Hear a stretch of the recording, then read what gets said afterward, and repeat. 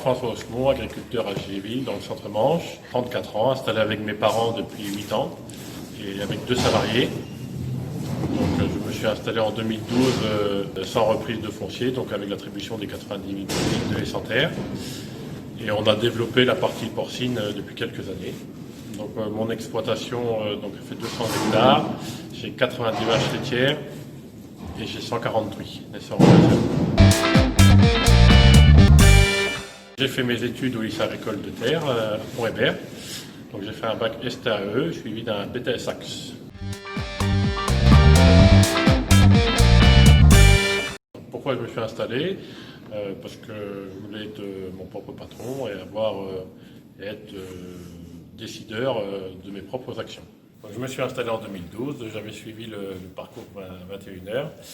Et suite à cela, il faut sans cesse se former. C'est vrai que tout au long de notre carrière, lorsqu'on est agriculteur, il faut se former pour faire évoluer notre exploitation. Donc c'est vrai que depuis 8 ans, mon exploitation a bien évolué.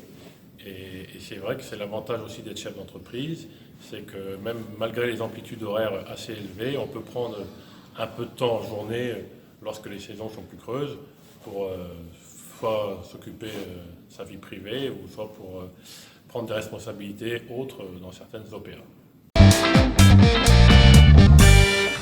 Donc pour être agriculteur, il faut être motivé et courageux, parce que c'est un métier où les journées sont parfois longues, il faut suivre les saisons, il faut s'adapter au temps. Et dans l'ensemble, dès qu'on a de l'élevage, que ce soit des vaches laitières ou des cochons, on n'est jamais à l'abri d'un imprévu.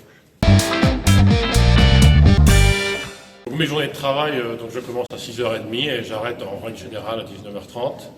Hormis quand c'est des saisons des moissons ou des ensilages, où là on finit dès que les chantiers sont finis. Après, quand on est éleveur, on n'est pas à l'abri d'un imprévu qui fait que la journée ne s'arrête pas à 19h30.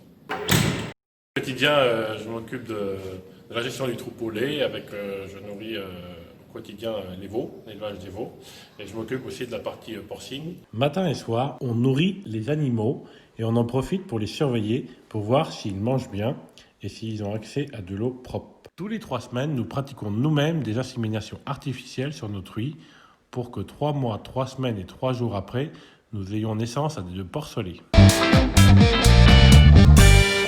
Depuis cette année, nous avons mis 800 places d'engraissement sur paille, donc c'est un nouveau projet et ça permet aussi de faire avancer les choses et d'avoir un porc qui répond peut-être un peu plus à la demande sociétale, donc d'un porc bien-être.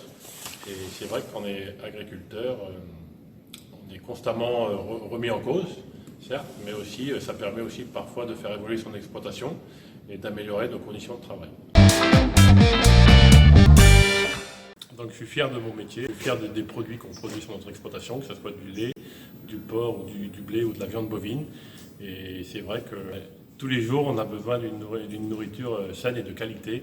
Et en France, on n'a rien à reprocher à cela. Je suis fier d'y contribuer.